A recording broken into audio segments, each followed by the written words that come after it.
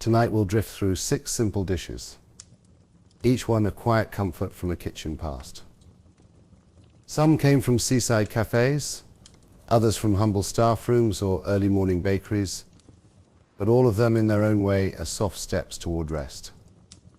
So settle in, breathe deeply, and let the warmth of familiar flavors guide you gently towards sleep.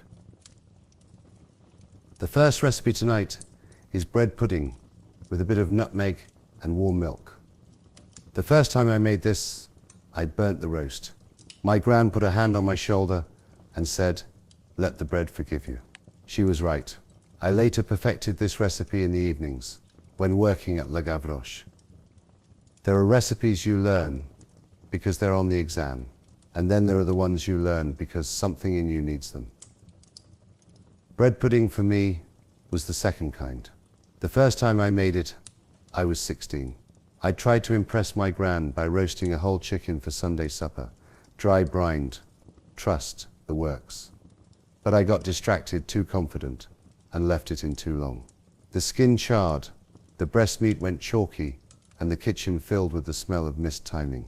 I wanted to bury the whole thing in the compost and start over. But Gran just walked in, glanced at the bird, then to me, and placed a hand on my shoulder. "Let the bread forgive you," she said gently, and she meant it. Within minutes we were tearing up yesterday's loaf into chunks, buttering a dish, and warming milk on the stove. Bread pudding became a quiet form of redemption after that. Years later, at Le Gavroche, long after service ended and the last plates had been polished and stacked, I'd make it again. Not for the menu, just for myself, sometimes for the porter or pastry chef if they hadn't left yet. It wasn't fancy, certainly not in a place like that. But it had weight, memory, humility, a dish that felt like home, even at midnight in one of the hardest kitchens in Europe. Here's how I make it now. When the day has taken more than it's given, I start with the bread. Day-old brioche or challah is best, soft, slightly sweet, and just dry enough to soak up what's coming. If I have to use something firmer, like a country loaf, I toast the slices gently first. Then I cut them into cubes or tear them by hand, letting the rough edges catch more of the custard. I butter a ceramic baking dish generously and scatter the bread in uneven handfuls. No need for uniformity here. The irregular pieces trap flavor in different ways. Next comes the custard. In a saucepan, I warm about 2 cups of whole milk with a splash of cream. Not too hot, you never want it to boil, just sigh with warmth. To that I whisk in 3 eggs, a few tablespoons of sugar, brown sugar if I want depth, white if I'm keeping it bright, and a whisper of good vanilla. And then the nutmeg, just a pinch, freshly grated if possible. It shouldn't dominate, only suggest. Nutmeg to me is like a memory you can almost place but not quite. Once the custard is smooth and warm, not hot, I pour it slowly over the bread. I press the pieces gently down with the back of a spoon, so each one drinks in the mix.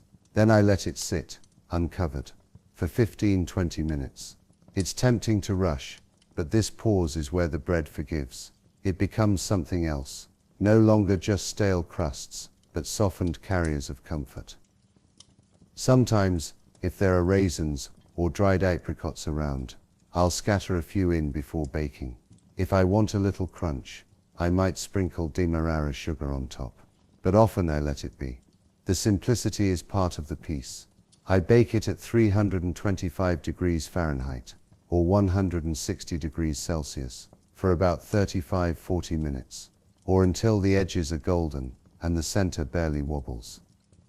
While it bakes, I warm a bit of milk on the stove with the last scrapings of nutmeg, sometimes a curl of cinnamon bark, just enough to pour gently over each serving later. When it comes out of the oven, I don't serve it straight away. I let it sit. The waiting again is part of the ritual. The custard sets a little more. The scent fills the room, vanilla, warmth, and something close to forgiveness. I serve it warm, not hot, with that ladle of warm milk, or a small dollop of softly whipped cream, if I have it. The bread is pillowy inside, the top crisp, like the golden edge of a pie. Every bite is soft, spiced and quiet. It asks nothing. It just arrives, patient and steady. Now whenever I burn a dish, or the day gets away from me, or I simply feel like I need a win, I make this. And I remember that burned roast, my grand's hand, the quiet kitchens at La Gavroche, and all the small moments since, where this pudding has stood in for something I couldn't say. Not every dish has to dazzle. Some just need to understand you. Bread pudding does. So if tonight feels heavy, or a little sharp at the edges, let the bread forgive you. Butter a dish, warm the milk, grate the nutmeg, let it settle into something kind, and sleep, held by softness. Good night. That was recipe 1. The second recipe tonight is apples baked with brown sugar and a pat of butter. There's a kind of comfort that doesn't ask for permission. It just arrives uncomplicated, unhurried, and stays long enough to warm you through. Baked apples are like that. We used to make them during the late shifts at a small village pub where I worked just outside of Bristol. It wasn't a posh place. Wooden beams overhead, carpets worn by decades of foot traffic. The scent of ale always in the air. The regulars liked their steak and kidney pie, their pints pulled just right, and they didn't care much for anything fussy. The food was simple, honest, the kind of place where the real joy was in the quiet moments behind the swinging kitchen door. If service was slow, especially in the colder months, someone, usually me or the sous chef, would gather a few apples from the basket we kept for garnish, or the odd cider sauce. It wasn't a scheduled dish, never on the chalkboard menu, but somehow everyone knew when it was time to make one. Maybe it was the chill in the air, or maybe it was just the human instinct to reach for something warm and sweet when the world feels a bit too sharp. We didn't use a recipe. That was the point. You didn't need one. Here's how we did it, and how I still do. Start with firm apples, not too sweet. Bramley, Cortland, or Honeycrisp do well. Something that holds its shape, but still softens enough to give. I take off just the top inch or so with a knife, then core the apple. Not all the way through. You want a little base to hold what's coming. Then in the hollow goes a good spoonful of soft brown sugar. Not packed, just nestled, the kind that crumbles between your fingers. Next, a pinch of cinnamon, if you've got it, and if you're feeling indulgent, the smallest whisper of ground clove or nutmeg. But honestly, even just the sugar will do. And then, most important, a pat of butter, not melted, not fancy, just a square cut off a block, pressed right into the sugar like a seal. It'll melt down and pool at the bottom as it bakes, mixing with the juices into something caramel-like and golden. We'd place them in little ramekins, or whatever oven-safe dish was clean, and pour a bit of warm water or cider into the bottom of the pan, just enough to stop them from burning, and to help them steam a little from below. The oven went to about 350 degrees Fahrenheit, or 175 degrees Celsius, and the apples stayed there for 30-40 minutes, until their skins wrinkled, and the insides slumped into themselves like a sigh. There was never any timer. You could smell when they were done.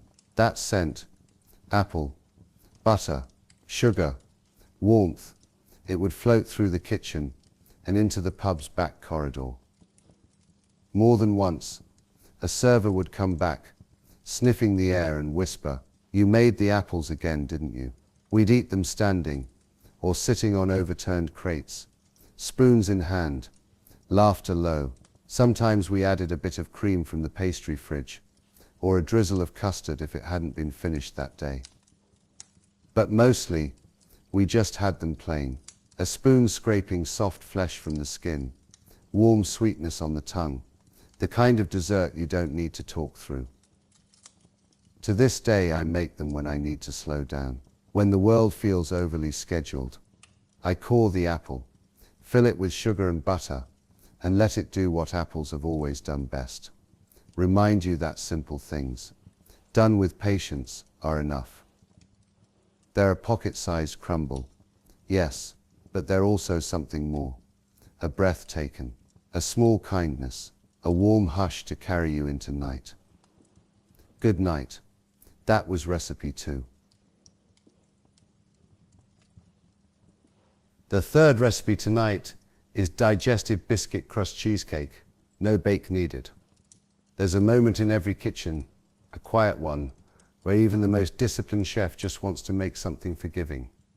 No measurements weighed to the gram, no sugar spun into lace, just a dessert that understands you've had a long week, you're tired of being exact, and you need something that feels like home more than it feels like work. For one pastry chef I knew in Brighton, that moment came often. Her name was Imogen. She had a tattoo of a whisk on her forearm, and a laugh that started deep in her chest and rolled out like waves. We worked together in a seaside hotel, the kind that hosted weddings and quiet anniversaries and Sunday roasts, with 3 courses included. Imogen was brilliant, with part sucre and tempered chocolate. She could pipe chantilly rosettes in perfect rows, but what she made for herself, always tucked at the very back of the walk-in fridge, was this no-bake cheesecake with a base of crushed digestive biscuits.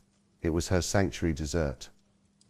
She told me once, while elbow deep in lemon curd, precision is a myth. When your hands know the shape of comfort, they'll make it without thinking. And so here's how she made it, roughly, because that's the only way it should be made. Ingredients, no scales, just instinct.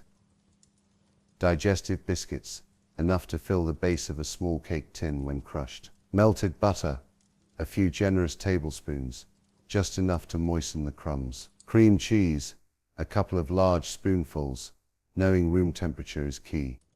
A splash of cream. Next, a spoon or 2 of icing sugar. Then a dash of vanilla extract, or lemon zest, if you're in the mood. Finally, the optional topping, a dollop of jam, a scatter of berries, or a soft sigh of whipped cream on top. The method, Imogen's way. First, she would toss the biscuits in a clean tea towel and hand you a rolling pin. Smash them until they look like sand, she'd say. You could use a food processor, sure, but that was missing the point. This was dessert therapy. She believed the act of breaking biscuits by hand was half the joy. Once reduced to golden rubble, they went into a bowl, and in came the melted butter, just enough to hold everything together when pressed. She'd line the bottom of a cake tin, or press the mix into jam jars if she was feeling whimsical. Use the bottom of a glass, she'd murmur, or your knuckles, if it's been that kind of day. Then came the filling. No beaters, no whipping, just cream cheese stirred until smooth, with a splash of cream to loosen, and icing sugar folded in with care, but not obsession. Taste it, she always said. The sweetness should lean back, not lean forward. She'd spoon it over the crust and smooth the top with the back of her spoon. No leveling, no palette knife. This wasn't a bakery window. This was a dessert you ate with the fridge door still half open. It went in to chill for a couple of hours, or until she remembered it. On good days, she'd top it with a spoonful of berry jam or a slice of peach from the tin. On bad days, she ate it plain, straight from the dish, leaning against the walk-in fridge wall with a fork in hand and a blank stare that slowly softened. It's not about the recipe, she told me once.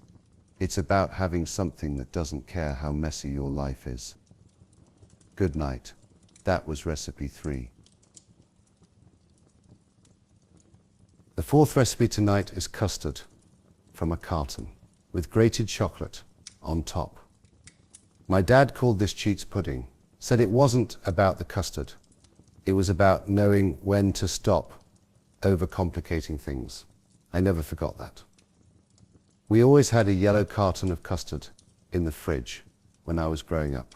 Not the kind that sets into a sliceable dessert, and not the kind whisked endlessly over a bain-marie. Just the pourable kind, the kind you didn't brag about, but also never threw away. My dad wasn't a chef. He wasn't even a confident home cook, but he had his ways. Sunday evenings, after dinner, when the dishes were mostly done and the kitchen had quieted down, he'd go to the fridge and pull out the custard. No ceremony, no words.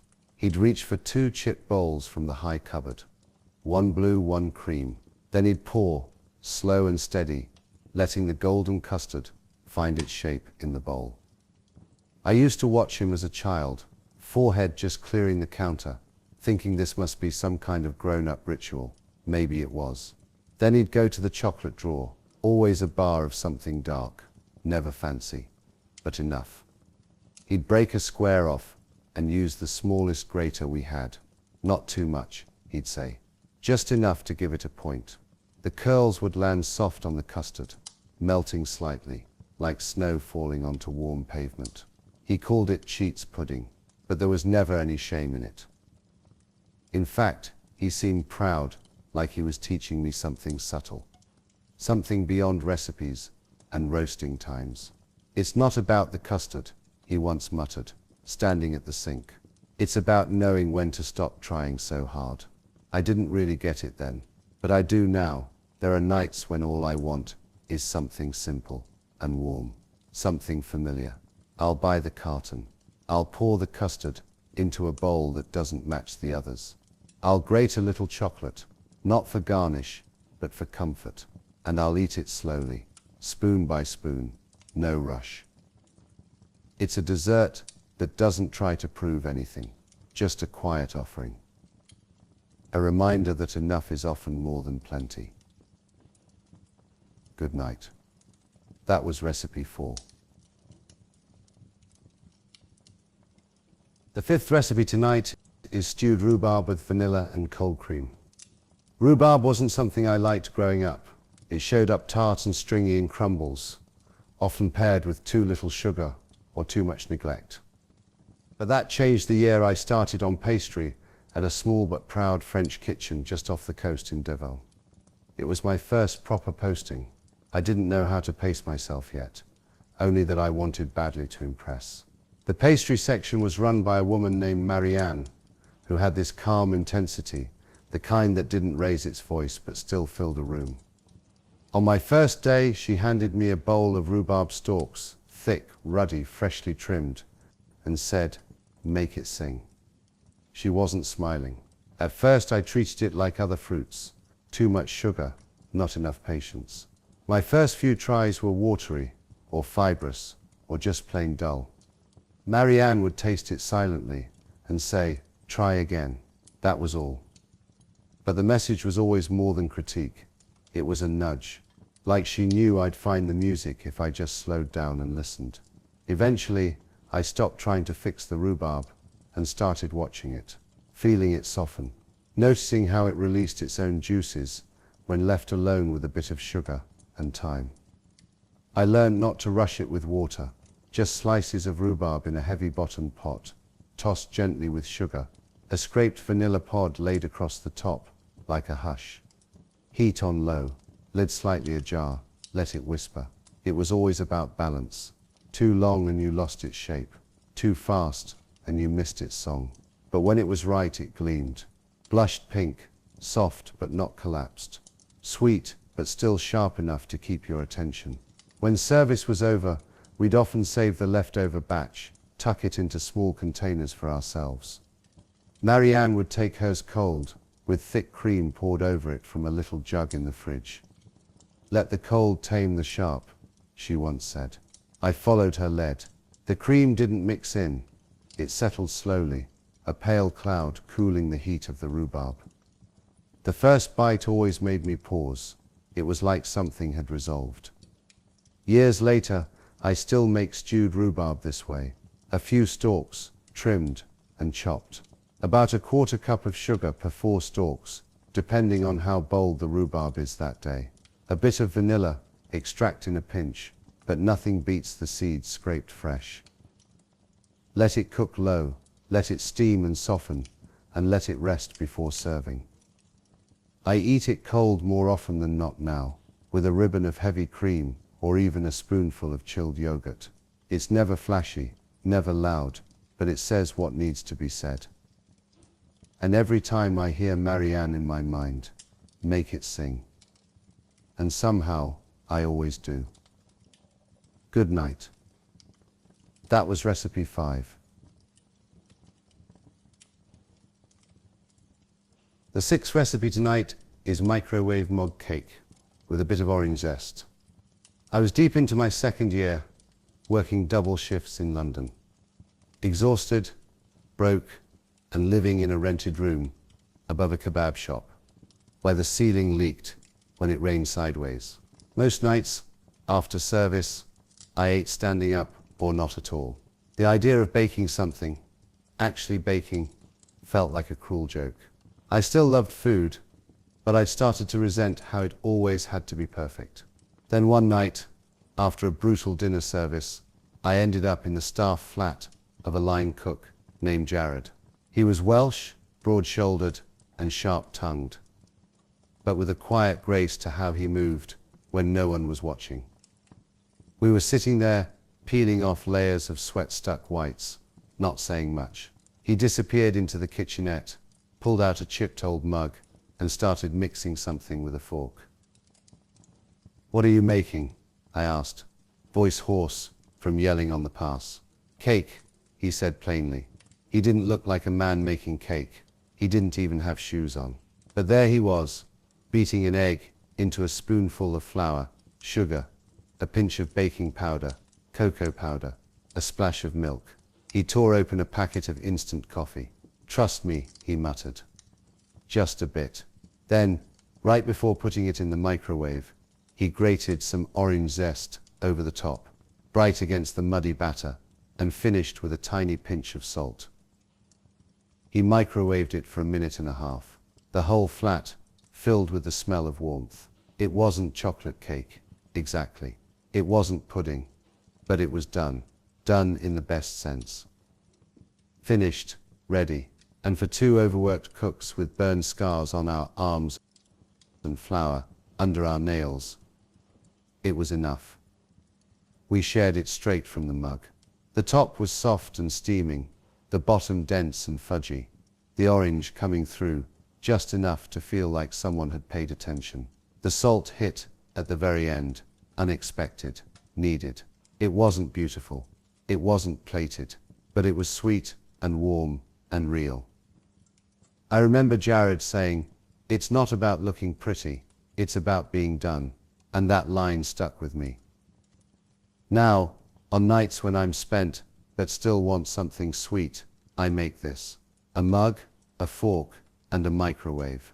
1 egg, 2 tablespoons each of flour, sugar, and cocoa powder. 1 tablespoon of milk, a bit of oil or butter, if I have it. A pinch of baking powder. Orange zest scraped fresh, just a whisper over the top. A tiny pinch of salt, always the salt.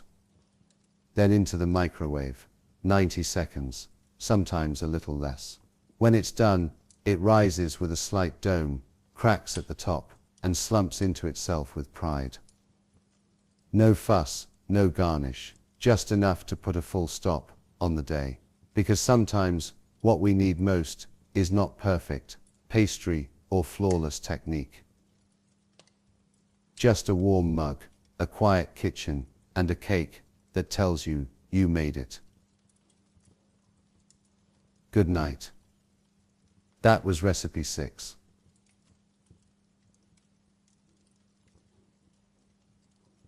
The 7th recipe tonight is oats, honey, and a dollop of Greek yogurt.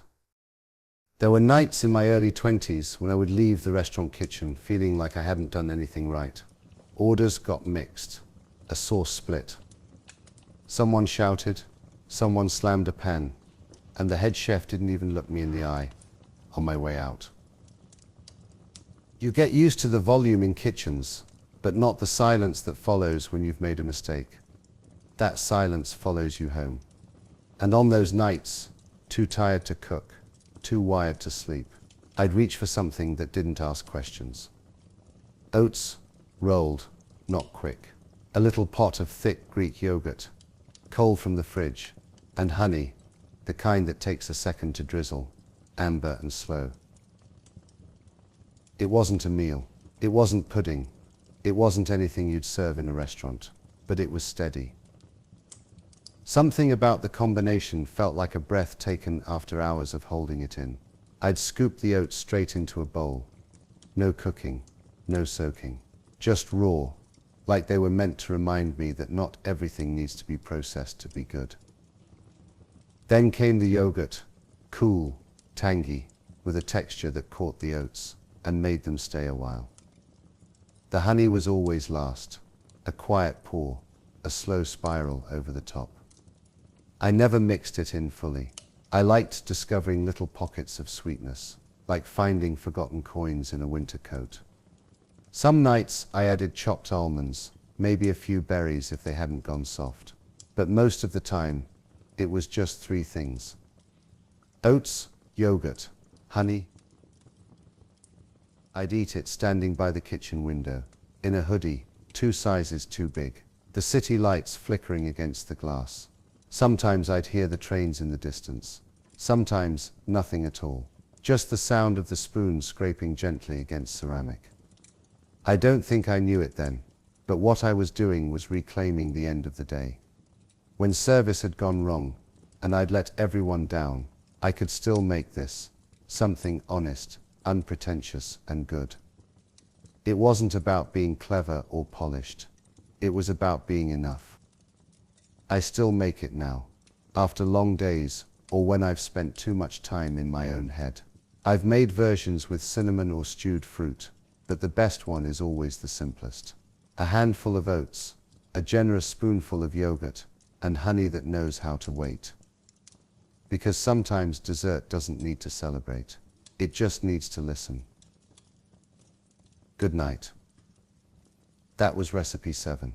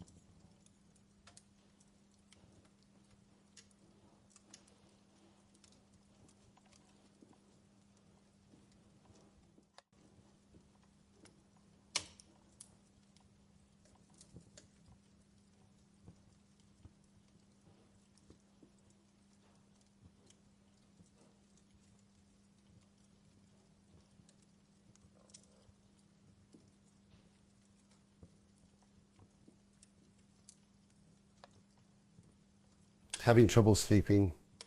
I was once young and ambitious and had many sleepless nights. When I need to fall asleep, I may read, I may have a snack, but I always pull back fond memories to soothe my mind. Never of my restaurant and achieving my Michelin stars, but always of my first week at Hotel St. George, or learning the way to truly cook at the Box Tree. And finally, when I became a man at Le Gavroche. Search for your own memories, forget the troubles awaiting you, and drift off keeping in mind these recipes for sleep.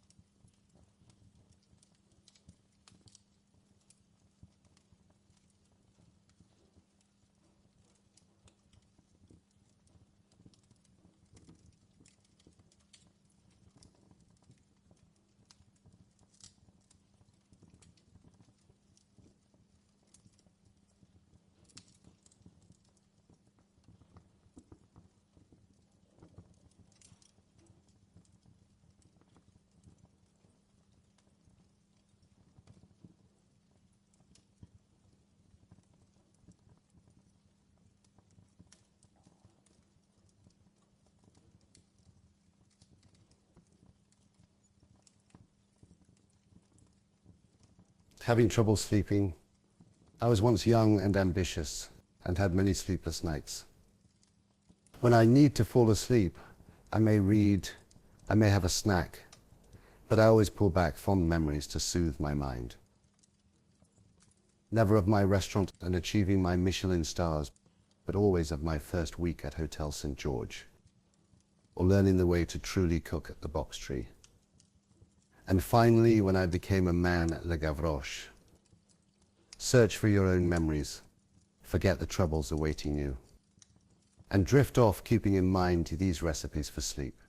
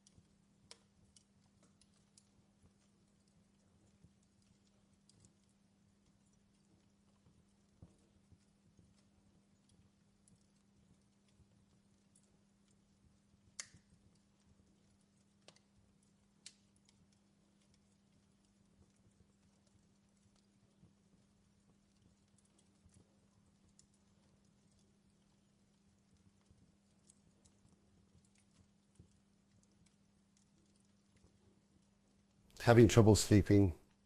I was once young and ambitious and had many sleepless nights. When I need to fall asleep, I may read, I may have a snack, but I always pull back fond memories to soothe my mind.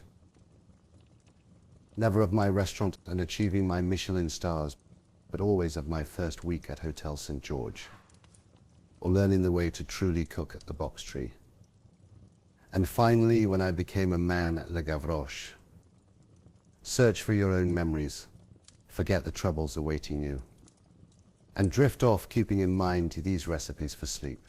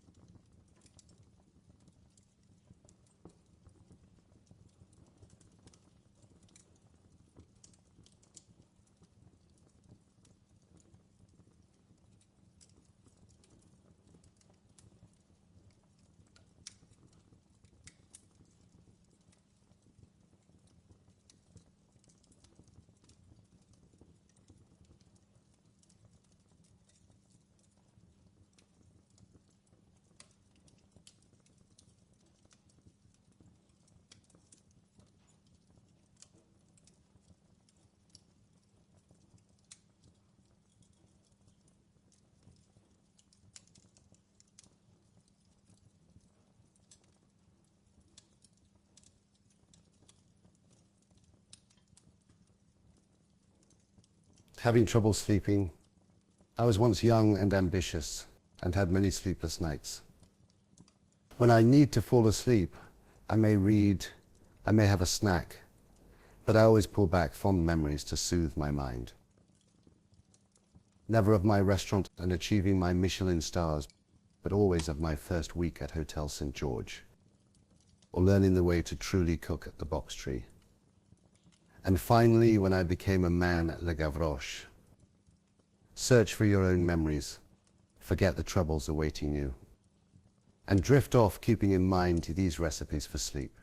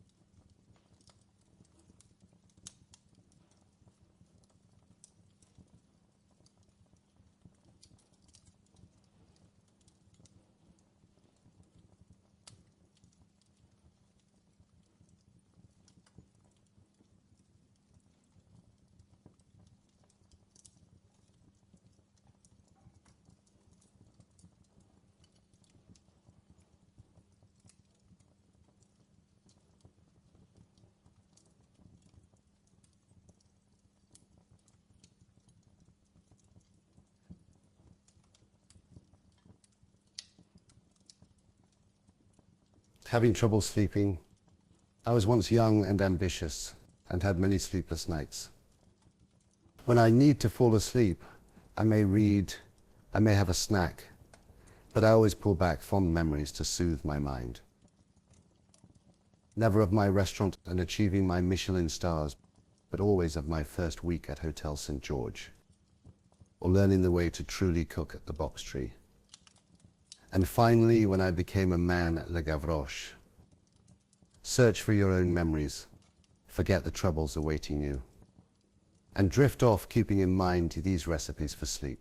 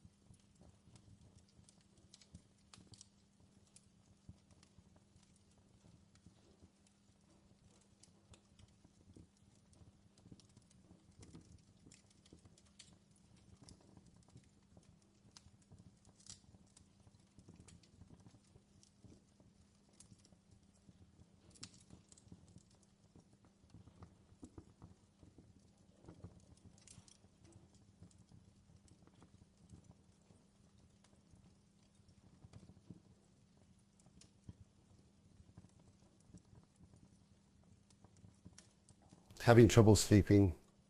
I was once young and ambitious and had many sleepless nights. When I need to fall asleep, I may read, I may have a snack, but I always pull back fond memories to soothe my mind. Never of my restaurant and achieving my Michelin stars, but always of my first week at Hotel St. George, or learning the way to truly cook at the Box Tree. And finally, when I became a man at Le Gavroche. Search for your own memories, forget the troubles awaiting you, and drift off keeping in mind these recipes for sleep.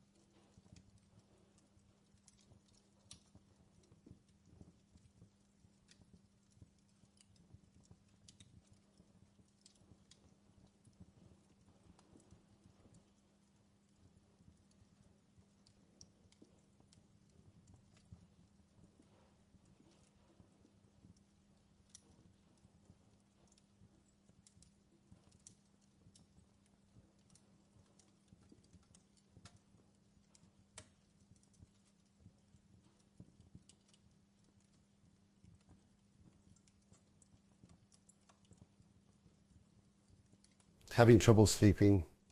I was once young and ambitious and had many sleepless nights. When I need to fall asleep, I may read, I may have a snack, but I always pull back fond memories to soothe my mind. Never of my restaurant and achieving my Michelin stars, but always of my first week at Hotel St. George, or learning the way to truly cook at the Box Tree. And finally, when I became a man at Le Gavroche. Search for your own memories, forget the troubles awaiting you, and drift off keeping in mind these recipes for sleep.